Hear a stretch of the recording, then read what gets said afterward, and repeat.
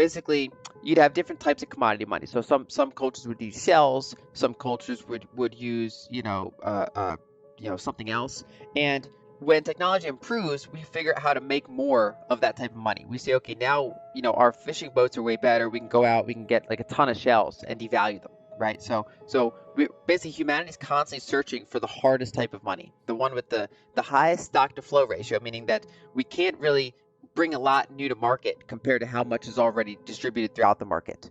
And over thousands of years, the two that really hold up are silver and gold, especially gold. That's the one that, like, if you look at a century-long chart of the estimated gold inflation rate, meaning that the amount of new gold created every year compared to the estimated amount of above ground gold, it oscillates around 1.5% per year, with a very narrow band of 1 to 2%. It's actually like impressive to look at, and that's because it's basically a very high stock to flow ratio asset, and there's a built-in difficulty adjustment because as over thousands of years, as we've gotten better at mining gold, we've also mined the easiest deposits of gold. So it's kind of like the gold is getting harder for us to mine to keep up with our technology. It's the only, along with perhaps silver, it's the only commodity that's really kind of maintained that. Now we also have super rare commodities like rhodium, but because they're not widely held, they're not liquid, they're not fungible enough. They don't really serve that role as money. So kind of gold as the highest stock to flow ratio commodity has been the one that's been resistant to debasement over thousands of years. And so that as you kind of have this pyramid of almost like a March Madness chart of all these different commodities kind of competing for the top slot, and it was gold that proved to be the most resistant to debasement. But the downside of gold is that it's not fully portable, right? So it tends to be centralized. And then so we had countries kind of issue, they would centralize it in bank vaults and then central bank vaults and then issue notes against it. And then of course what you can do then is end redeemability or devalue redeemability for those notes relative to gold. And so as we shifted to more of a fiat-based standard, we shifted away from commodity money and towards fiat money. And that's where after technology, bring in the second part, which is that kind of political power, geopolitical power, kind of shifting roles of power. And after World War II, the U.S. had, by far the world's largest navy.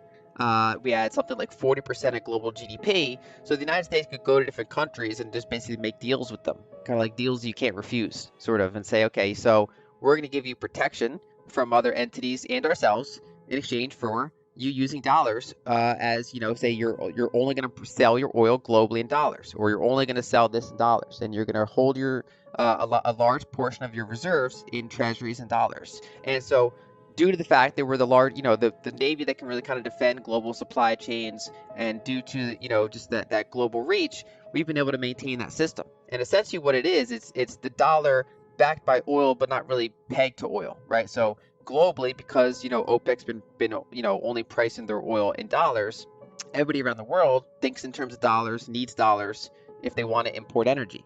And then on top of that, we layered the euro dollar market, which is basically the debt markets. So that kind of petrodollar system kind of kick-started the network effect. But then on top of that, all these countries took out debt in dollars, right? So if say Brazil, a company in Brazil wants to borrow money, there's some investors that maybe are willing to lend in local currency with high rates. But if they want lower rates, or if there's a problem with the currency at the time, it's often done in dollars. So a lender in Europe might lend to a borrower in Brazil in dollars, even though none of these are Americans, right? So and because that system's in place, all of that dollar-based debt represents demand for dollars. And so, for example, the Bank for International Settlements estimates that there's $13 trillion worth of U.S. denominated debt in offshore markets.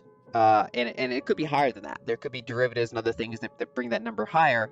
And so all of that represents demand for dollars globally. And so what essentially is a large network effect that has kind of displaced commodity money. But the challenge now, of course, is that as debt has built up higher and higher in the system, the inflation-adjusted yields are getting lower and lower.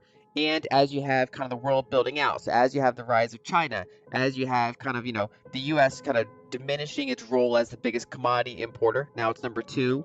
And as you have, you're going down from say 40% of global GDP down to 20% of global GDP, the world's more diversified. We're seeing challenges to that really centralized system of having the treasury and the dollar at the heart of the reserve system as opposed to something like gold.